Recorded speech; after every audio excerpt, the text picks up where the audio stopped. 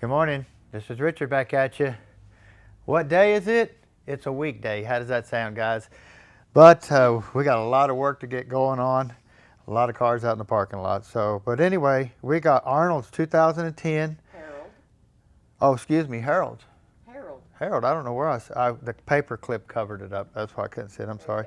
But we got Harold's 2010 Chevy Silverado in the house, 6.0 motor, really nice truck.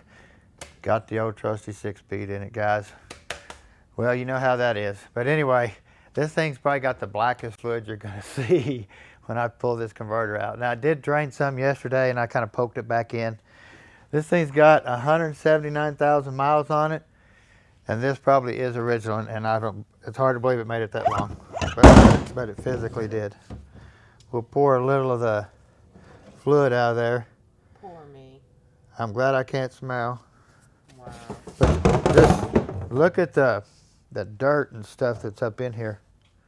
It's just amazing that thing, I mean, it's just amazing how much dirt got up here, and that seal just, now you can see a cut where the seal got a groove in it right there all the way around. Mm-hmm. Probably from the dirt getting in there and the seal just grinding it in. Probably got down a lot of dirt roads. Our lockup seal here.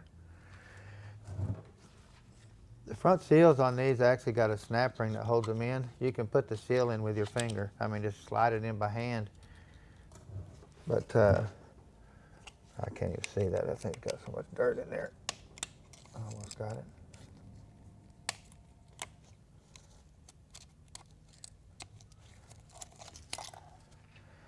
It's actually got a snap ring that holds the front seal in.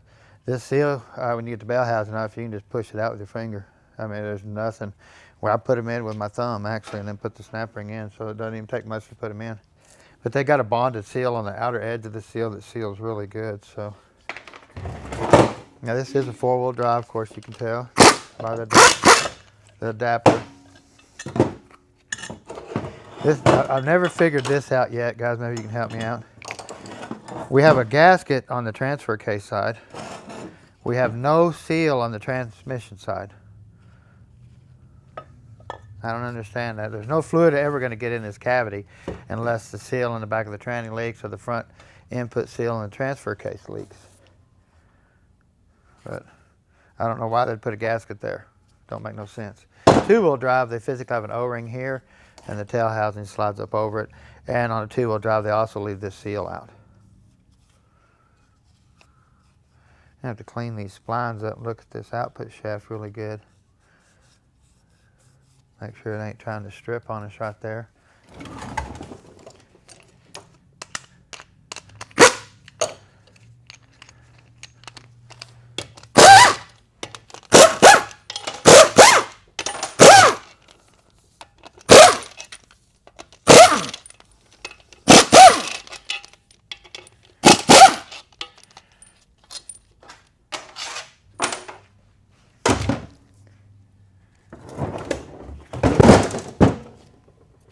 Whew, look at that stuff now, Teresa. No. Didn't you say your sinus was bothering you a minute ago when you come in the room? Really bad. Well, it ought to clean them right up. Make them worse. Look at that. Isn't that weird? No, hardly no metal. And it don't look like he serviced it because of the dirt on the pan gasket, stuff like that. So I was expecting to see a ton of metal in this thing. They said it has 0 codes. Filters just stopped up. So we definitely got probably some converter shuttering going on. Hard seals, all kinds of stuff on this one. Got our neutral safety detent spring there. Park reverse neutral. Are you sure? I'm a positive.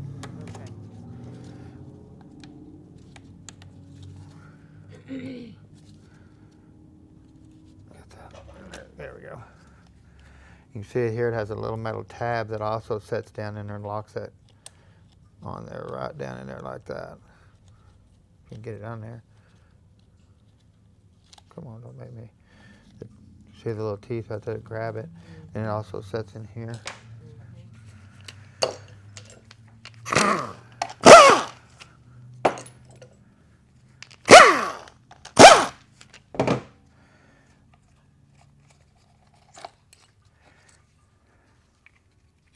So we very seldom ever see any problems with those. They did a really good job building them or making them. You want to unlock your lever here, push that in, pull up on it. You can take and tap on this here, your connector, and then you can just slowly grab and wiggle it out. I just have show you a lot on these here. 2 seals here, round, and then a square one on the end. All that's in your kits. See if I can silence some of that oil.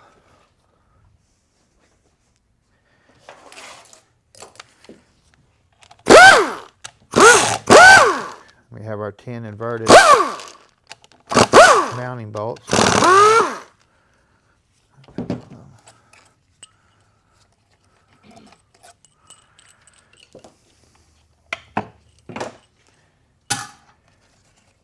I was really expecting to see a ton of metal in here.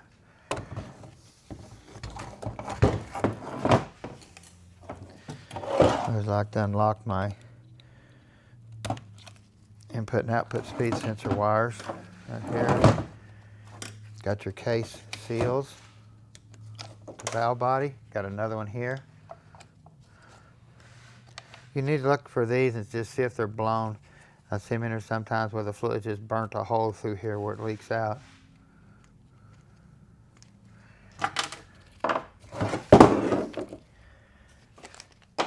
Then we got 2 8s on the side.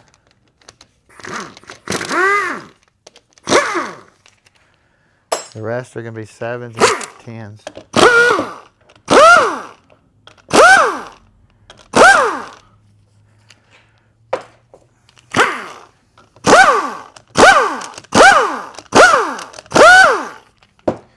So 2 8s on the side, small 7s, then your 10s. Put them in a pile. You have to pull this off here. Excuse me.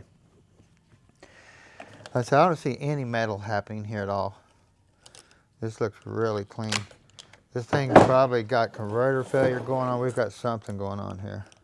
But I think it's more just lack of servicing. Fluid breakdown, stuff like that. So if you ever have to get another one of these, they're going to ask you for this number right here. Where'd it go? This number right here. That's what they're going to ask you for when you replace this. Pretty simple. VIN number 2 might get you close, but can't guarantee it.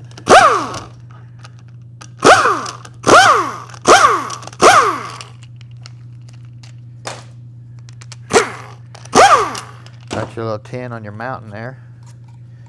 Got your rest of your 7s. Put them in a pile.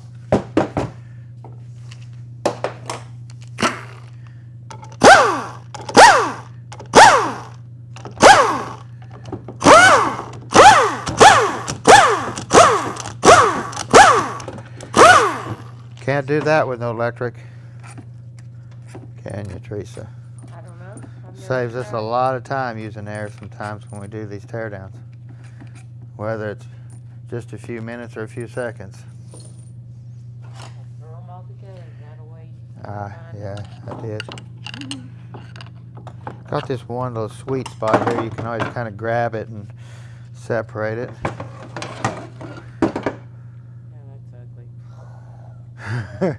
I can't smell this, but it probably smells really nice. Like I say, on the valve body pieces, we use Transgo kits in these. Just read your instructions really good. You're going to be using your bonded gasket plate back unless something's crazy happened to it. We very seldom ever see any damage to this plate. Now you do want to look for all your check balls. Make sure they're there. 1, 2, 3, 4, 5, 6, 7. Later has an 8 here. but you can identify it by the plate if it takes it. And this one here, since it's got 2 big holes, it does not take the ball. So, pretty simple. Same way here, Transgo kits and stuff is going to be going in here.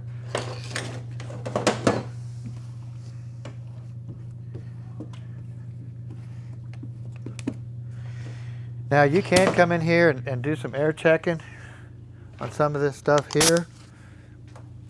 Really? Yeah, I won't. You won't. We already know how that works. You see this clutch here, your low reverse moving. You got your 2.6. So then this in here is going to be your, let me see, I'm trying to set my deal here right. It's going to be your 1, 2, 3, 4. Oh, excuse me, right here. Tight. Oops, going to get you. And then your 3rd, 5th in reverse. Nice and tight. So we don't have no leaks or anything like that. But we'll check it other ways too to look for cracks and stuff. But I think this training here just was not taken care of very well. So I don't know if he just bought the truck or what. This is years and years of accumulation right there. Almost got thinking I might have an additive or something. The way these seals are just a little bit bigger, looks like.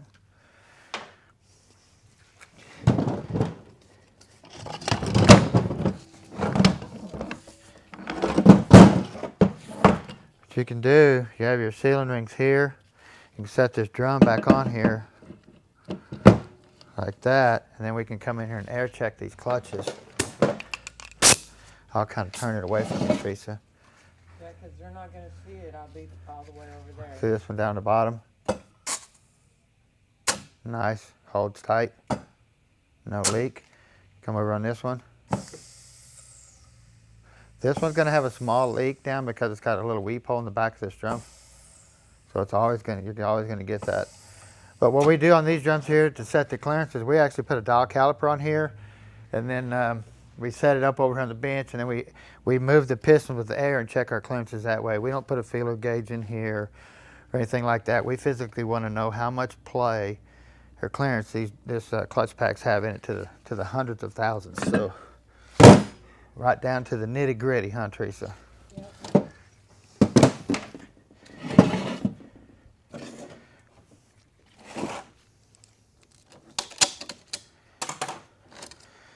Always keep your snap rings with your clutch packs. It seems like every time we rebuild this unit, I don't know if the clutches that we're getting or whatever, but the 3rd, 5th, and reverse clutch pack is always too tight. I don't know what it is, but we've always gotten the ground find thinner snap rings to get our clearance right. It seems like I always want to come in about a 30 or 35, and we have to get it looser. So.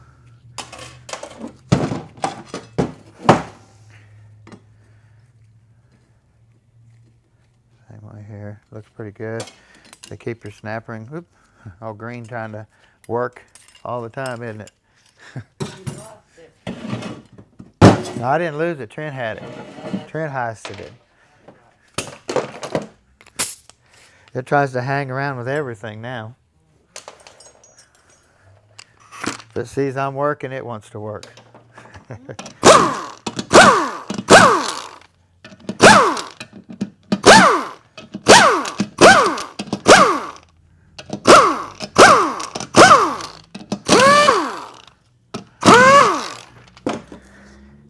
No metal, fluid just nasty, nasty.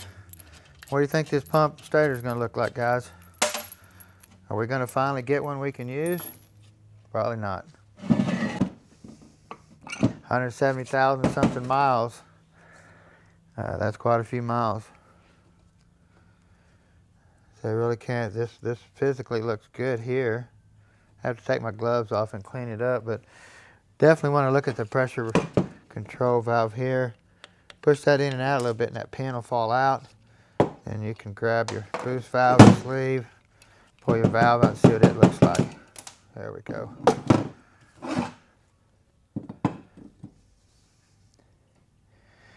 I mean, the coloration of the valve is gone, but it's not just wiped totally out. Now we could put this valve back in here, do a vacuum test on this port here, and check our valve and see how much it leaks by. Then we can go and put a new valve in here, Sonex valve, and see how much it leaks by and see if we can just put a new valve in here. So they make some really nice valves to put back in here that are updated from Sonex. Where you don't even have to bore it. So but you need the tools to vacuum test it to verify if you can do that. Because some of them, you can put a new valve in and it still won't pass the vacuum test. So then that tells you that it has to be bored.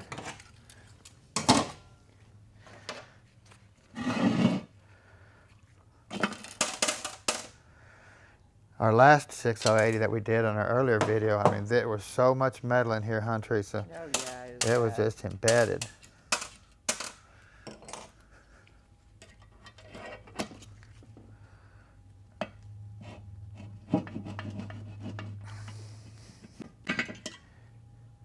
They do have a rubber O-ring in the back, and then they have a Teflon ring that goes over it. You also have two pieces here. You put a rubber O-ring down first, and then you put the Teflon piece on top of it, like that. And then you have your pivot pin here for your slide with a spring attached to the end of it. What's crazy is we don't see a lot of wear on these that much. 4L60Es, stuff like that, they're always wore out. We go through a lot of them. On these here, I got a bag over I've had for a couple months, and I still got some in it. So. Kind of hard to tell. Really hard to tell. Like I said, this is just shiny. I don't feel any wear or anything like that, so just gloves off. Get in the washer, clean it up, see what it looks like. That's really the only way you can do that.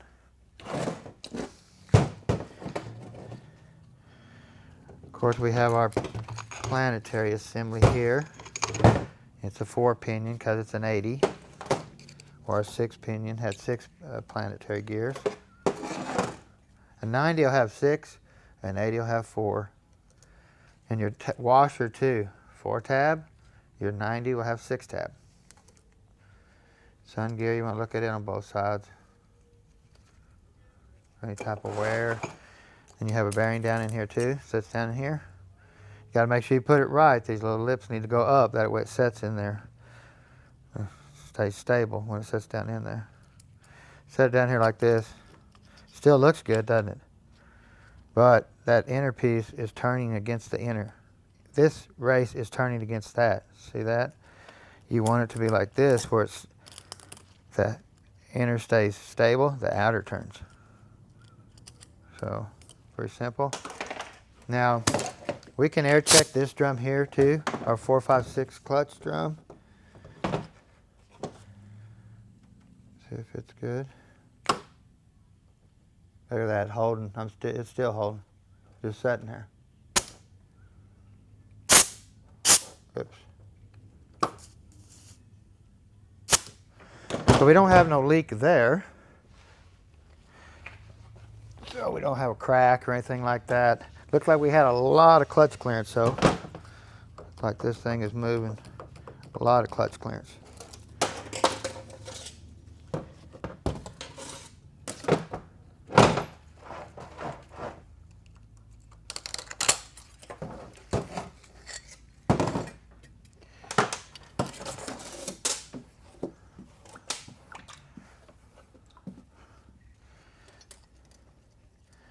What's crazy is these clutches, they can wear and then they don't look wore. You're going to have to mic them to know how much wear these clutches have on them. Because the grooves in these are really deep. And if you look at these, they still kind of look deep. But if you get a new one out, they're twice as deep. So you really need to mic them to see clutch wear when they look this good. So, pretty simple.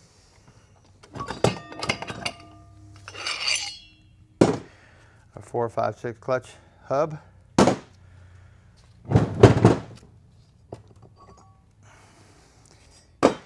You know, if you notice how this shaft always looks just really black, like it's been hot, hot, hot.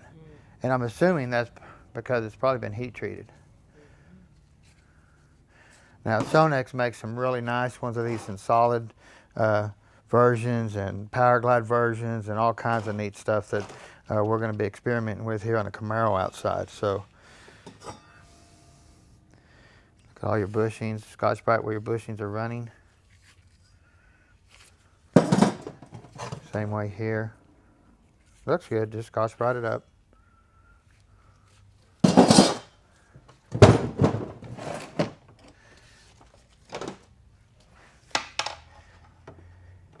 It's kind of weird, this snap ring's in a different spot. Yeah. So it makes you wonder if it's been into before. And normally GM don't put them right here if it's a factory GM. So unless somebody was just drank something when he went to lunch or something, come back to a little fuzzy and put it in. But so it's flat on this side, beveled on this side.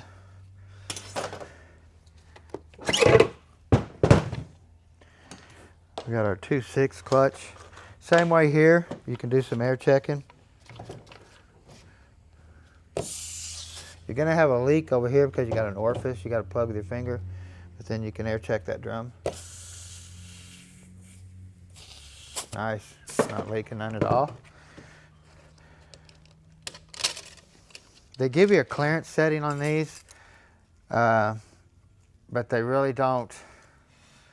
I mean, you almost have to, I mean, like I said, there's really no clearance setting on these. The book doesn't really give you an idea. Same way on the bottom one. It's mainly on this drum here. But you can see these clutches starting to really give away. Starting to flake out and stuff. Wave's not broke.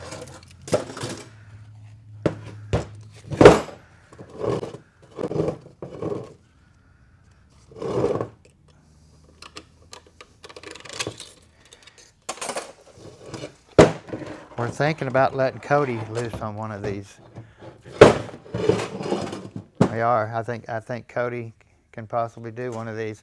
We're going to teach him anyway. Start getting him more familiar with this stuff. We're teaching him a lot out in the R&R area on the computers, how to diagnose cars and stuff like that, and he's doing a phenomenal job. But your low reverse clutch here, the wave looks really good still. Steels look good. Clutches are always dark when they come in. So just keep your snap ring with your clutches.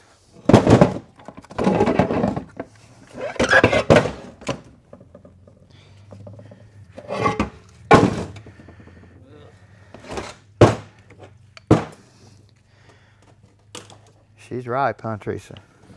I can't smell it, but I know what it could smell. It's got to smell like. Especially when you get converters, slippage, burnt type fluid, because it's just a bad time, bad smell. Of course, we have our case bearing here. We have a bushing down here we always want to replace. You always want to take this snap ring out and pull this ring gear out and spacer, because there's a ton of metal under here. Get that out of there. Spacer goes back in any direction, doesn't matter. But the ring gear goes in a special direction with the bevel inward, flat out. So pretty simple. But there's a lot of metal usually in here, especially when they're metal contaminated. So you want to clean all that up really good. And then this ring gear here, same way, flat on this side, bevel.